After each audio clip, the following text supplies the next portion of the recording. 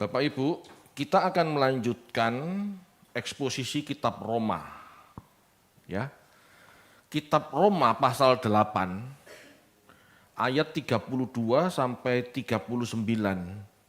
Ini adalah kalau saya ya melihatnya sebagai puncak teologi Paulus. Puncak teologi Paulus. Ayat 1 penjelasan sampai pasal 1 ayat 1 penjelasan terus puncaknya di pasal 8. Khususnya di ayat-ayat ini. Lalu nanti di pasal 9 sampai akhir itu Paulus menjelaskan tentang hubungan orang Kristen dan Israel. Ini jarang dibedah oleh pendeta, khususnya pendeta yang cinta Israel. Karena di situ nanti ada kritik-kritik Paulus terhadap bangsa ini yang sebetulnya sudah selesai gitu ya, masanya sudah selesai. Kenapa? Karena masa kasih karunia Allah harus dikerjakan oleh orang percaya, oleh orang pilihan yang baru, bukan pilihan yang lama. Gitu. Nah, puncaknya teologi Paulus ada di sini. Kita baca yuk. Roma 8 ayat 32 sampai 39. Roma 8 ayat 32 sampai 39. Ia yang tidak menyayangkan anaknya sendiri, tetapi yang menyerahkannya bagi kita semua. Bagaimanakah mungkin ia tidak mengaruniakan segala sesuatu kepada kita bersama-sama dengan Dia? Siapakah yang akan menggugat orang-orang pilihan Allah? Allah yang membenarkan mereka, siapakah yang akan menghukum mereka? Kristus Yesus yang telah mati, bahkan lebih lagi yang telah bangkit, yang juga duduk di sebelah kanan Allah, yang malah menjadi pembela bagi kita. Siapakah yang akan memisahkan kita dari kasih Kristus? Penindasan atau kesesakan atau penganiayaan atau kelaparan atau ketelanjangan atau bahaya atau pedang? Seperti ada tertulis, oleh karena engkau kami ada dalam bahaya maut sepanjang hari. Kami telah dianggap sebagai domba-domba sembelihan. Tetapi dalam semuanya itu kita lebih daripada orang-orang yang menang, oleh Dia yang telah mengasihi kita. Sebab aku yakin bahwa baik maut maupun hidup, baik malaikat-malaikat maupun pemerintah-pemerintah, baik yang ada sekarang maupun yang akan datang, atau kuasa-kuasa baik yang di atas maupun yang di bawah, ataupun sesuatu makhluk lain, tidak akan dapat memisahkan kita dari kasih Allah yang ada dalam Kristus Yesus Tuhan kita. Ya, Bapak Ibu, seperti pembacaan ini kita tahu Bapa begitu mengasihi kita, merelakan anaknya, memberikannya bagi kita, ya. Itu sudah dijelaskan di pasal 8 di ayat di atas, ya, di pasal 8 ayat 1, 2, 3 itu udah dijelaskan sampai 11 udah dijelaskan. Bapak Ibu, Allah mengambil inisiatif ya di ayat 1 dan di ayat 1 sampai 3 di pasal 8 ini yang sudah pernah saya khotbahkan. Allah mengambil inisiatif dengan mengutus anaknya masuk dalam daging serupa daging yang dikuasai dosa, masuk dalam daging serupa daging manusia. Ia masuk dalam kondisi manusia yang rapuh, tetapi dia bertahan dan tidak berbuat dosa. Untuk apa? Untuk menanggung dosa kita. Kalau sampai dia berdosa, dia tidak layak jadi tubuh yang dikorbankan. Karena tubuh yang dikorbankan ini harus tubuh tak bercacat celah. Bapak Ibu, melalui kematian Kristus di salib, hutang dosa kita lunas. Kuasa dosa dipatahkan, hutang dosa kita lunas. Karena Tuhan Yesus yang menanggung. Ya, ini berarti Bapak Ibu, percaya Yesus berarti memahami ajarannya dan mengikuti teladannya. Ya. Yesus mati buat kita, bukan berarti kita bebas sesuka sendiri berbuat dosa. Yesus mati buat kita, menanggung dosa kita. Maka kita harus bayar hutang. Yesus membayar hutang dosa kita. Lalu dengan darahnya, dengan nyawanya. Demikian kita harus membayar hutang nyawa kita kepada Tuhan Yesus. Kita harus menyerahkan hidup kita pada Yesus. Ini berarti memahami ajarannya dan ikut teladannya. Ini yang disebut seorang yang beriman, yaitu memiliki gairah kudus, yang mau melakukan yang sama seperti yang Yesus lakukan. Hidup dalam roh Bapak Ibu berarti memiliki gairah hidup yang dipimpin oleh Roh Allah. Bukan sekedar memenuhi tuntutan Taurat secara daging, secara legal. Tuntutan Taurat adalah hidup kudus. Tetapi manusia tidak mampu hidup kudus. Yesus yang menggantikan kita hidup kudus. Supaya kita bisa belajar hidup kudus. Kalau secara Taurat Bapak Ibu, secara hukum kita dituntut kudus. Begitu kita melanggar, kita mati. Tetapi dengan percaya Yesus, Yesus menggantikan kita mati di salib supaya kita belajar menjadi kudus. Enggak langsung dihukum. Kita punya kesempatan, kita punya waktu untuk membenahi hidup kita. Itu kemurahan Tuhan Bapak Ibu. Itu kasih Tuhan. Ya. Bapak Ibu, nyawa anaknya itu luar biasa. Bayangkan bagi Bapak Ibu, kalau merelakan anaknya, seperti apa? Halo Bapak Ibu, ibu-ibu yang punya anak? Halo? Kadang-kadang kita tidak sanggup menyelami kasih Allah pada kita. Karena kita kurang introspeksi, kurang menghayati. Coba Bapak Ibu cara menghayatinya, bayangkan anak Anda sendiri, gitu ya. Anda sayang-sayang sejak kecil, Anda sekolahkan, Anda rawat, sakit didokterkan, gitu ya. Besar-besar, selesai lulus kuliah, dia ingin mengabdi jadi tentara. Berarti kan siap mati untuk bangsa ini, betul? Lalu dalam diklat pendidikan tentara, dia dipukuli sama komandannya. Dia dihajar oleh komandannya. Dia latihan keras. Bahkan kadang-kadang latihannya tentara kan tidak berperi kemanusiaan. Supaya dia tangguh kan. Tujuannya kan baik sebetulnya. Tapi Anda melihat itu, gimana rasanya? Halo? Nyesek enggak? Apalagi kalau benar-benar mati. Kan ada, akhir-akhir ini kan ada tuh peristiwa prajurit siapa tuh? Pratuluki apa siapa itu ya? Masuk tentara malah dihajar, mati. Orang tuanya enggak terima, marah. Bapak Ibu, coba anak Anda bayangkan ingin mengabdi tapi disio-sio. Istilahnya begitu. Gimana gemesnya Anda? Gimana sakit hatinya Anda? Kecil, besar, disekolahkan, dirawat. Besar-besar gitu ya. Besar-besar, dia ingin mengabdi, malah disio-sio. Orang yang ditolong tidak ngerti.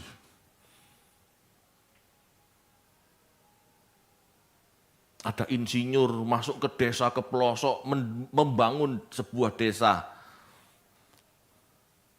Tapi enggak dihargai. pulang ke mamanya, oh anakku, dulu tak rawat, genah, saiki pulang, kurus, luteng-luteng, apa luteng-luteng?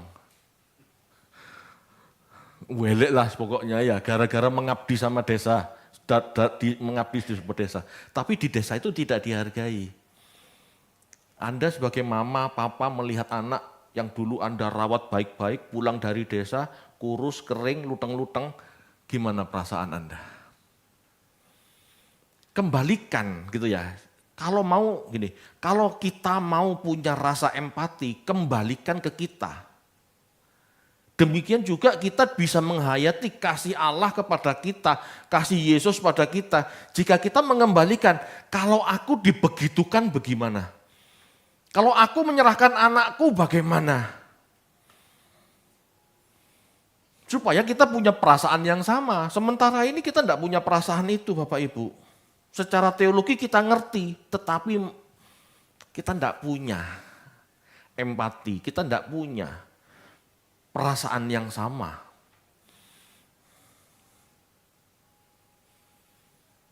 Jadi Bapak Ibu, jika Allah yang menghadirkan Yesus sebagai penggenap apa yang dituntut Taurat, bagaimana mungkin ia tidak mengaruniakan segala sesuatu kepada kita bersama-sama dengan Dia?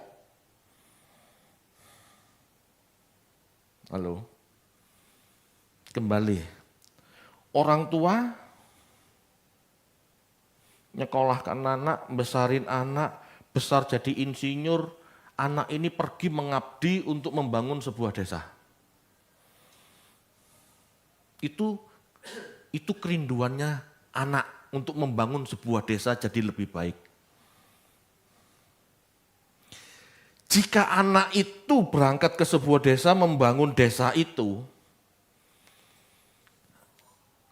apakah tidak mungkin bapak anak ini tidak mensupport apa yang dilakukan oleh anak itu?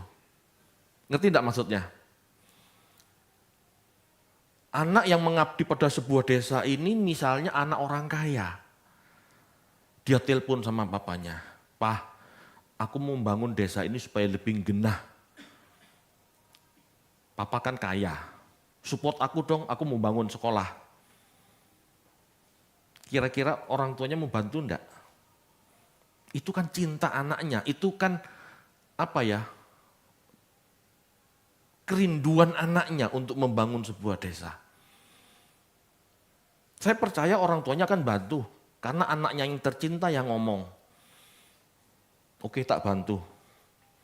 Maksudnya Paulus seperti itu.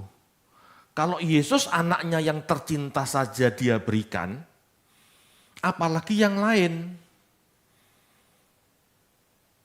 Tidak mungkin Allah menahan-nahan untuk rencana keselamatan yang dikerjakan anaknya ini. Tidak mungkin. Bagaimana mungkin ia tidak mengaruniakan segala sesuatu kepada kita bersama-sama dengan Dia, Yesus maksudnya. Segala sesuatu di sini adalah pendukung keselamatan, sarana keselamatan, yaitu firman Tuhan, Roh Kudus, kuasa ilahi, ya. Firman Tuhan, Roh Kudus sebagai kuasa ilahi yang mendampingi orang percaya untuk menghibur dan menguatkan, serta ada proses hidup agar sampai pada tujuan keselamatan. Dia berikan semua. Ingat ya, konteksnya ini rencana keselamatan. Demi keselamatan kita, Allah berikan semua. Beserta anaknya. Allah berikan semua bersama dengan anaknya. Kita diberi firman, kita diberi Roh Kudus, kita diberi proses hidup. Kita diberi penebusan. Halo. Jadi ayat ini Bapak Ibu, jangan dipahami materi. Bagaimana mungkin ia tidak mengaruniakan segala sesuatu kepada kita bersama-sama dengan Dia? Itu jangan dipahami materi. Oh, Tuhan saja diberikan kok, apalagi duit. Loh pastilah kalau cuma duit, berkat jasmani itu pasti diberi. Tetapi ayat ini tidak ngomong soal itu. Ayat ini ngomong pendukung keselamatan, sarana keselamatan yang diberikan. Ya. supaya kita manusia sampai ke tujuan. Jadi begini Bapak Ibu, ini kan surat Roma, surat Paulus kepada jemaat Roma, jemaat yang sedang dalam aniaya. Bertahan, ingat kasih Tuhan. Tuhan sudah memberikan anaknya dengan sarana keselamatannya. Kamu bertahan, kamu pasti bisa. Itu maksudnya.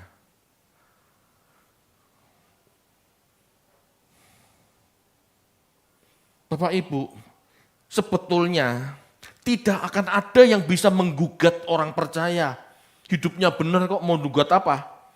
Tidak akan ada yang bisa menghukum kita, orang percaya, jika gairah kita hidup benar. Mereka penguasa Roma menekan kita supaya kita tidak jadi orang percaya, meninggalkan keyakinan kita. Tapi mereka tidak bisa. Kenapa? Dia tidak bisa melihat kesalahan orang Kristen, hidupnya benar. Kalau kamu benar, kalau kita benar, siapa yang mau menghukum? Kecuali memang cari-cari. Jelas Bapak Ibu, keselamatan adalah kehendak baik Allah. Tetapi bukan karya Allah sepihak ya. Keselamatan terjadi karena sinergi tiga pribadi yang sama-sama ingin selamat. Allah berkehendak dengan menyediakan sarana keselamatan, firman, penebusan, Roh Kudus, proses hidup. Allah yang menyediakan bersama dengan anaknya. Yesus anaknya bertindak dengan mendidik manusia, menyerahkan nyawanya. Tetapi manusia sendiri harus merespon dengan berjuang memiliki Roh Kristus. Saya katakan Roh Kristus, maksudnya apa? Roh yang sama yang dimiliki Kristus. Kalau anaknya mau dengan kesadaran punya tanggung jawab, ya, berkorban bagi manusia, seharusnya manusia juga punya kesadaran, tanggung jawab, dan pengorbanan. Itu yang disebut mau seperti Kristus. Mau hidup suci.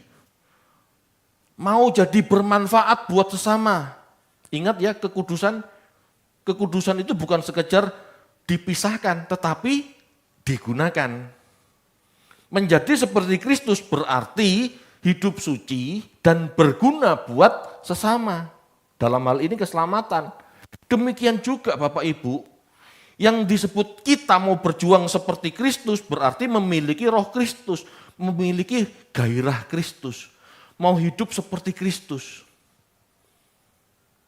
Kristus Bapak Ibu itu mengerti pikiran perasaan Bapak, sehingga dia melakukan penebusan dengan kesadaran, ambil tanggung jawab. Demikian seharusnya kita. Kita sering kan gambar-gambar hidup seperti Kristus. Aku mau jadi seperti Kristus. Seperti apa? Orang Kristen terlalu dicekoi doktrin yang tidak jelas. Tunggu komando Tuhan dalam arti audible. Bapak Ibu, Tuhan nggak ngomong seperti itu. Itu bukan cara Tuhan, itu adanya di perjanjian lama untuk umat yang bodoh. Umat perjanjian baru itu umat yang cerdas, yang seperti Yesus. Yesus itu tahu pikiran perasaan Allah. Allah tidak pernah nyuruh, Yesus kamu naik ke salib. Tidak pernah. Tapi dia mengerti pikiran perasaan Bapa, jadi dia pergi ke salib sendiri. Dia nggak tunggu komando Bapa, karena dia mengerti pikiran perasaan Bapa. Pada saat dia berdoa, Bapa kalau boleh cawan ini berlalu daripadaku. Bapak tidak jawab. Tapi dia tahu sadar. Dia sadar punya tanggung jawab dan mau berkorban untuk itu. Itu punya pikiran perasaan. Punya pikiran perasaan itu maksudnya apa? Kita mengerti kerinduan Bapak. Tanpa harus ngasih komando, kita mau melangkah. Halo? Jadi bukan seperti anak kecil terus. Nyo mandi, nyo berangkat sekolah, sebentar lagi telat. Nyo belajar, itu anak kecil Bapak Ibu. Menjadi seperti Kristus berarti menjadi dewasa seperti Kristus. Dia mengerti apa yang harus dia lakukan untuk menyenangkan Bapaknya. Kalau Bapak merintah Yesus, Bapak salah. Karena keadilan Bapak, orang salah harus dihukum, orang benar harus dimuliakan. Tidak ada. Orang benar harus mati untuk orang berdosa, tidak ada. Itu bisa-bisanya Yesus mengorbankan dirinya. Karena itu satu-satunya jalan. Dia menyerahkan nyawanya buat kita. Itu kesadaran. Begitu besar loh kasih Bapak. Kira-kira puyeng enggak Bapak ngurusin manusia selamat ini? Pusing loh. Kenapa? Karena dia enggak bisa bertindak secara langsung. Dia enggak bisa memerintahkan Yesus mati. Enggak bisa. Ini ada kehendak Yesus. Yesus adalah manusia yang dewasa secara spiritual. Dia tahu hati Bapa ingin manusia selamat. Tetapi tanpa pengorbanan manusia enggak akan ada keselamatan. Maka dia yang ambil tanggung jawab untuk mengorbankan diri. Demikianlah manusia seharusnya kalau mau menjadi seperti Kristus, ya harus punya pikiran perasaan, harus ngerti apa yang membuat Bapak senang tanpa harus diperintah dulu. Halo? Ini loh yang namanya manusia dewasa. Manusia dewasa itu waktunya sekolah, waktunya belajar, tanpa perlu disuruh papa mamanya. Betul enggak? Demikian kita Bapak Ibu. Gak usah nunggu, kamu kok enggak bantu orang itu? Aku belum digerakkan Roh Kudus. Sampai kapan gak akan digerakkan? Pada dasarnya pelit kok. Orang pelit gak mungkin digerakkan. Maaf, lebih tepatnya orang pelit gak mungkin merasa tergerak. Karena dari sononya sudah pelit. Tapi kalau orang punya kesadaran, dia mau melangkah, itu baru bisa. Amin Bapak Ibu. Itu. Jadi kalau ada orang yang ngomong, kamu kok enggak bantu dia? Aku belum tergerak. Itu orang aneh. Itu orang yang enggak ngerti firman Tuhan. Manusia perlu keselamatan. Yesus ambil tanggung jawab, aku harus mati. Tetanggamu, sahabatmu perlu pertolongan. Ya kamu harus ambil tindakan, segera tolong, segera bantu. Tidak perlu tunggu audible, Tuhan bicara dari sorga. Tidak akan. Kita dituntut dewasa Bapak Ibu. Kita yang harus punya empati. Dikatakan bahwa mereka yang memiliki gairah Kristus adalah milik Kristus. Ya. Kalau Anda tidak punya kesadaran, kemandirian untuk ikut bertanggung jawab, untuk berani berkorban, Anda bukan milik Kristus. Karena Kristus memiliki sifat-sifat itu. Kalau kita memiliki gairah yang sama, memiliki kesadaran, memiliki kemandirian untuk tanggung jawab, membantu sesama, Anda punya Roh Kristus. Sifat-sifat itu, gairah itu ada dalam diri Yesus. Itulah yang disebut gairah Kristus. Kalau kita punya gairah Kristus ini, baru kita disebut milik Kristus. Bisa dipahami? Nah kalau tidak punya gairah yang sama, ada orang minta tolong, diam aja. Ada situasi, kondisi nggak benar, cuek. Nggak mau ambil tanggung jawab. Itu bukan gairah Kristus loh. Gairah Kristus tidak begitu. Bapak Ibu, mereka yang memiliki gairah Kristus adalah milik Kristus. Mereka inilah yang memiliki kebangkitan yang sama seperti Kristus. Kalau kita sudah memiliki Roh Kristus ini, tidak akan ada yang bisa memisahkan kita. Persekutuan kita erat. Bahkan dikatakan tidak ada penindasan, tidak ada kesesakan, tidak ada penganiayaan, kelaparan, ketelanjangan, bahaya atau pedang yang bisa memisahkan kita dari kasih Kristus. Kalau kita mengerti ajaran Yesus, keteladanan Yesus, dan punya sikap hati yang sama seperti Kristus, kita benar-benar dalam kasih Allah. Dan ini kokoh. Dan ini kokoh Bapak Ibu. Bapak Ibu, zaman dulu jemaat Roma punya tantangan, yaitu aniayanya Kaisar Nero. Jadi mereka tertindas, dikejar-kejar. Tidak salah, difitnah. Orang Kristen saat itu difitnah. Difitnah membakar kota Roma. Padahal yang membakar Nero sendiri untuk mesarin istananya. Wah, orang Kristen dikejar-kejar, dianiaya. Paulus sedang memotivasi jemaat untuk bertahan. Ya. Jadi dalam surat ini, Paulus sedang memotivasi jemaat Roma untuk bertahan. Ya. Bertahanlah, pertahankan keselamatanmu yang dianugerahkan Allah. Tetap percaya Yesus sebagai Tuhan, hidup sesuai ajarannya. Jangan kompromi dengan menerima agama-agama kafir. Jangan kompromi meskipun dalam aniaya fisik. Ingat loh, Allah sudah mengasihi kamu. Ingat loh, Yesus sudah mengorbankan nyawamu. Jadi jika kamu dianiaya, jangan takut kehilangan nyawa. Karena kamu sudah menikmati kasih Allah. Bisa dipahami Bapak Ibu? Orang Roma saat itu sangat memahami. Tapi kita zaman sekarang sulit memahami. Karena kondisi ini tidak ada sudah. Betul enggak? Kita kan tidak dianiaya oleh pemerintah untuk percaya Yesus. Zaman itu orang Roma sangat merasakan.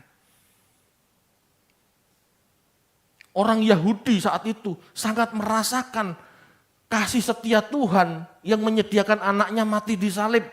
Sangat memahami karena mereka tahu tanpa darah domba mereka tidak bisa bertemu Bapa. Kita sekarang tidak bisa memahami. Kenapa? Kita hidup, ya kita hidup, bertumbuh, berkembang, berpikir tidak seperti orang Yahudi. Kita tidak mengerti yang namanya darah domba itu berharganya seperti apa. Kan kita tidak ngerti. Betul enggak?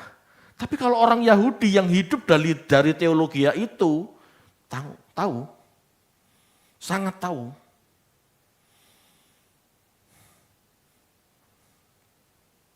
Gini Bapak Ibu, sama seperti orang Indonesia, kalau masuk angin, kerokan. Betul ya? Jadi kerokan itu berharga bagi orang Indonesia. Bagi orang Amerika, masuk angin, kerokan, ngerti enggak? Enggak ngerti. Bagi orang Amerika, kerokan itu enggak ada manfaatnya. Paham enggak maksudnya? Demikian juga kita kadang-kadang, jangan kadang-kadang, kita ini sulit menghayati darah penebusan. Sehingga kita enggak mengerti kasih Allah seperti apa. Tetapi bagi orang Yahudi tahu persis darah itu berharga karena darah mewakili nyawa. Kita enggak bingung. Kita enggak bingung masalah darah. Darah di tempat kita, darah di lingkungan kita ya. Dikeringkan, digodok, dimasak, dipotong-potong jadi dedeh. Betul ya? Yahudi enggak boleh. Yahudi itu darah dipotong, dicurahkan, dikubur. Mereka sangat menghargai darah. Karena itu artinya nyawa. Demikian kita Bapak Ibu, kita harus belajar menghayati darah penebusan. Harus menghayati darah pendamaian. Itu bentuk kasih Allah. Kalau kita tidak merasakan kasih Allah, kita tidak bisa bersyukur. Kita pikir kita yang berjuang ini, kita yang masuk surga. Atau saya ulangi, kita pikir perjuangan kitalah yang membuat kita masuk surga. Padahal tidak. Perjuangan kita ini cuma respon, bukan syarat. Keselamatan kita karena darah anak domba. Bukan karena perjuangan kita. Meskipun memang kita harus berjuang, itu respon yang benar. Respon yang benar, seorang anak dapat beasiswa, ya masuk sekolah. Betul enggak?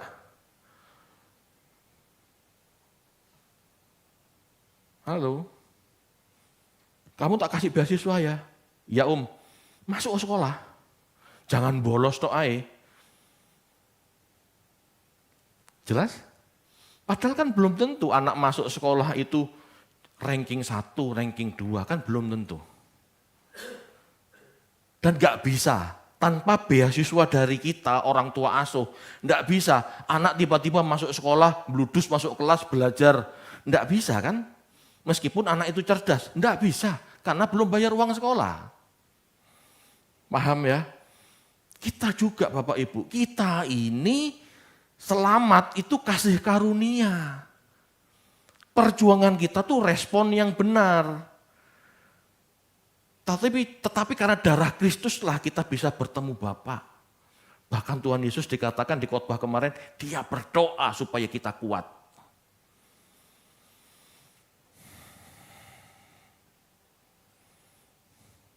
Karena Bapak Ibu, karena iman kepada Yesuslah orang Roma teraniaya. Mereka menolak murtad sehingga mereka disembelih, dimakan macan, dijadikan lampu pada saat malam, ya dibakar hidup-hidup jadi lampu. Kenapa? Karena mereka menolak menyembah kaisar. Menolak penguasa Roma, menolak perintah negara adik kuasa. Mereka bertahan, enggak jadi murtad, enggak mau murtad. Itulah yang dimaksud kita lebih dari pemenang. Itulah yang dimaksud kita lebih daripada orang-orang menang. Orang-orang menang itu Bapak Ibu, itu jemaat Roma yang menolak murtad. Mereka mati pun, disembelih pun, dimakan macan pun tetap percaya Yesus. Halo. Jadi jangan pikir kita orang pemenang itu buat kita menang apa? Halo. Kita lebih dari pemenang. Kita lebih dari pemenang. Nyanyinya begitu. Banter maneh, enggak ngerti maksudnya apa. Bukan buat kita loh itu. Itu Paulus menulis buat jemaat Roma yang bertahan meskipun dibakar hidup-hidup. Itu negara adik kuasa, itu penguasa Roma tidak bisa menaklukkan kita, tidak bisa membuat kita murtad, itu loh maksudnya. Jadi jangan dikit-dikit nyanyi aku umat pemenang, perang aja belum. Jelas lebih dari pemenang yang dimaksud bukan soal miskin jadi kaya, enggak lah itu kerja saja kita bisa kok. Wah saya Pak sudah jadi menang Pak, saya sudah menang. Menang dari apa? Saya sudah jadi kaya raya. Itu bukan menang Bapak Ibu, biasa aja. Itu konglomerat tidak percaya Yesus sudah jadi kaya-kaya kok. Bukan karena itu. Jelas lebih dari pemenang yang dimaksud bukan soal miskin jadi kaya atau hal-hal jasmani lainnya. Tetapi menang dari tantangan yang ada. Menang, kita menang dari tantangan yang ada. Lah kita dapat tantangan apa? Umumnya orang Kristen menolak penderitaan. Lah berarti kan menolak tantangan. Lah mau menang dari mana?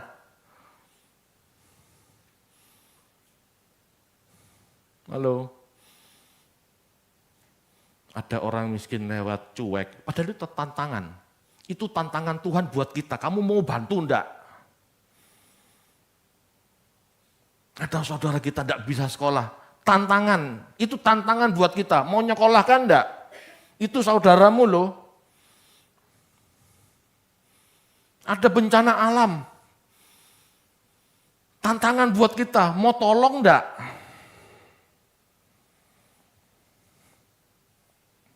Bapak Ibu, dalam tekanan dan aniaya, iman orang Roma tidak luntur. Mereka tetap bisa merasakan kasih Allah. Dan ya, dalam tekanan dan aniaya, iman mereka tidak luntur.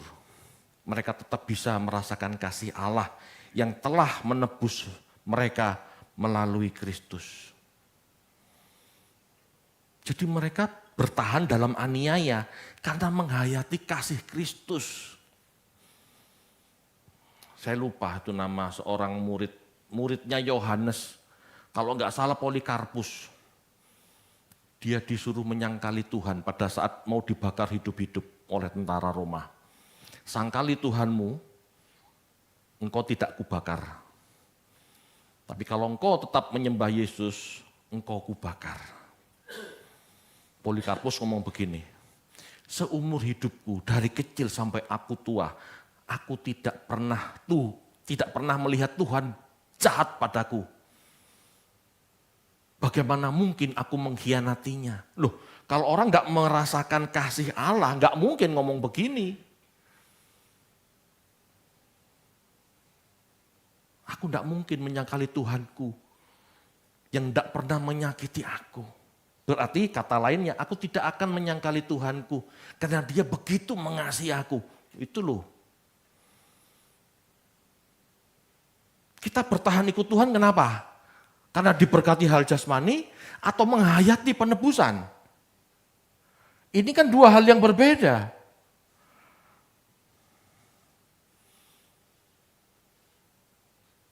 Kita tetap setia ikut Tuhan Yesus, kita tetap ke gereja, karena Tuhan memberkati hidup kita secara jasmani, atau kita merasakan pemeliharaan rohani Tuhan kita.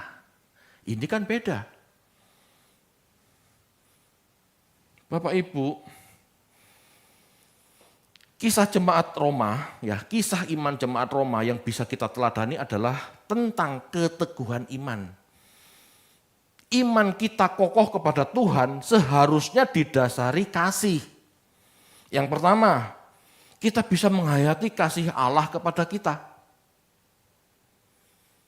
Seharusnya kita bisa menghayati kasih Allah kepada kita. Allah yang merelakan anaknya menjadi manusia sebagai guru untuk mengajar kita, itu kasih Allah Bapak Ibu. Ya. Allah merelakan anaknya menjadi manusia sebagai hamba, sebagai guru untuk memberi kita pencerahan. Dengan mengajar bagi kita bagaimana hidup berkenan. Itu kan pengorbanan Bapak Ibu. Ini analogi ya. Analogi fiksi sebetulnya ya. Cuman ini analogi saja. Kita punya peliharaan domba. Ya, kita punya peliharaan domba. Oh jangan domba, ikan. Ya kalau domba itu nanti terlalu kabur. Kita punya peliharaan ikan koi. Apakah ikan koi mengerti ucapan-ucapan kita? Nggak ngerti. Kita manusia dia ikan kok. Satu-satunya cara supaya ikan mengerti ucapan kita harus mengutus ikan, betul enggak? Maka anak Allah menjadi manusia supaya bisa ngomong terhadap manusia. Karena manusia enggak mengerti kehendak Allah. Itu sebabnya enggak mungkin Yesus manusia biasa. Kalau Yesus manusia biasa tidak bisa dikatakan begitu besar kasih Allah kepada kita, maka dia merelakan anaknya. Begitu besar kasih Maria kepada kita sehingga dia mengaruniakan anaknya, itu betul. Kalau Yesus manusia biasa. Tetapi roh anak Allah diberi tubuh untuk menyerahkan nyawanya. Bapak ini juga sedih sebetulnya. Makanya dia diam pada saat Yesus ngomong, Bapak kalau boleh cawan ini berlalu, dia diam. Bapak tidak bisa ngomong ya, Bapak juga tidak bisa mengatakan tidak. Bapak kalau boleh cawan ini berlalu daripadaku. Ya Yesus, gak usah wis. Aku gak tega. Mosok begitu? Bapak juga tidak mengatakan, kamu harus mati. Nggak bisa juga. Karena bapak yang adil. Makanya dia diam. Kamu tahu tatanan. Istilahnya dalam hatinya bapak, engkau tahu tatanannya anakku. Lakukan yang terbaik. Yesus ambil tanggung jawab. Bapak tahu. Firman-Nya yang keluar dari mulutnya tidak akan gagal. Tapi Bapak gak memerintahkan langsung. Bapak juga tidak ngomong tidak. Karena dia mengasihi anaknya. Bisa dipahami? Bapak diam. Lakukan terserah. Yang menurut kamu yang terbaik. Anak mengasihi Bapak. Karena itu dia menyerahkan nyawanya. Dia ingin Bapak senang. Halo. Bapak Ibu. Iman kita harus didasari pengertian, penghayatan, Bapak begitu mengasihi kita sampai merelakan anaknya. Jangan cuma karena, aku dapat mujizat, sakit sembuh. Aku dapat mujizat, kemarin dapat rumah, aku percaya Yesus. Itu adalah bangunan yang didirikan di atas pasir. Enggak kokoh. Sampai kita bisa merasakan kasih Allah, sehingga anaknya yang tunggal diserahkan buat kita, itu kokoh.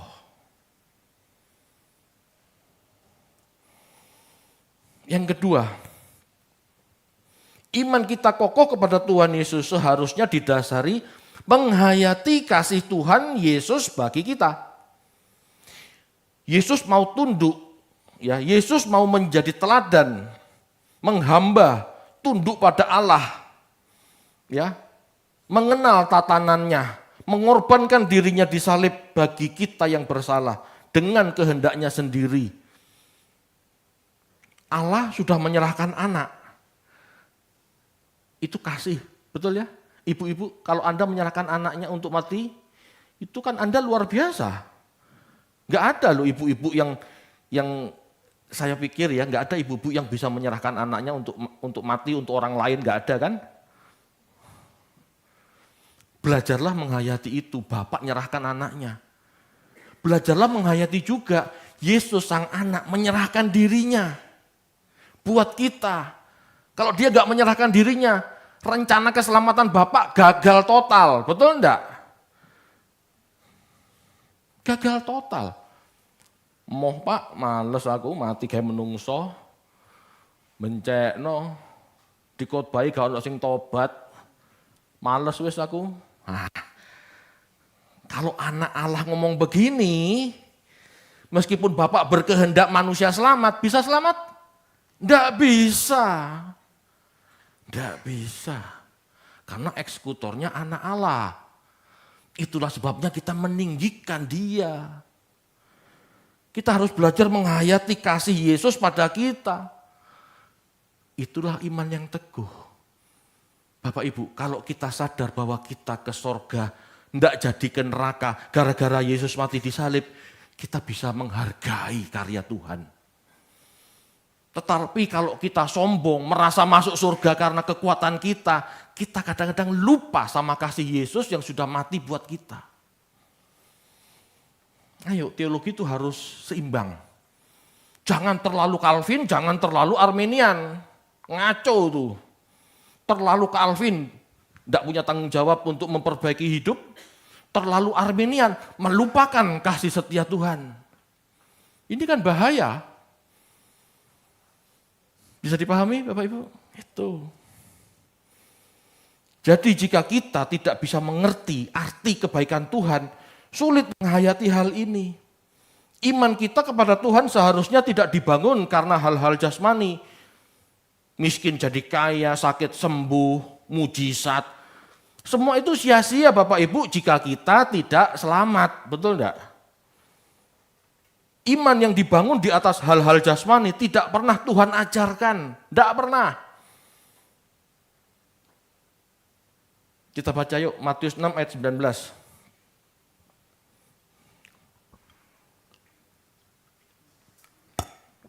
Matius 6 ayat 19. Janganlah kamu mengumpulkan harta di bumi ngengat dan karat merusakkannya, dan pencuri membongkar serta mencurinya. Nah, Tuhan gak pernah ngajari kita matre. Bukan gak boleh punya kekayaan ya, tapi tidak pernah ngajarin untuk mengumpulkan, untuk menumpuk. Berkat yang kita terima seharusnya kita salurkan. Supaya jadi berkat buat orang lain. Tapi tidak pernah iman kekristenan dibangun untuk menumpuk kekayaan, tidak pernah. Itu imannya orang Yahudi. Makanya harus hati-hati baca PL. Bapak Ibu, dasar yang kokoh kita beriman karena kasih setia Tuhan. Bagaimana Allah dan Tuhan Yesus mengasihi kita, demikian seharusnya kita juga mengasihi Tuhan dan sesama. Artinya melakukan kebenaran yang Yesus ajarkan dengan dasar Dia mengasihi kita. Dia yang mengasihi kita, ingin manusia selamat. Bukan karena Dia yang mengasihi kita, ingin kita kaya. Tidak loh. Yesus ingin kita selamat dalam arti kelak dimuliakan bersama Dia. Bukan sekedar masuk surga. Itu sebabnya kita harus merespon dengan benar, berjuang hidup kudus. Penderitaan hidup di zaman sekarang tidak bisa dibandingkan Bapak Ibu dengan kemuliaan yang Allah sediakan. Penciptaan kembali kelak, dunia yang akan datang itu jauh lebih baik. Kita di sini, ya, kita di sini orang benar, orang yang mau hidup benar, tidak mendapatkan apa-apa. Orang benar sering dikalahkan, sering dipersalahkan dan dikalahkan oleh orang-orang yang punya duit. Orang benar, orang yang hidup kudus tidak mendapat keadilan. Tetapi di LB3 semuanya itu tersedia buat kita.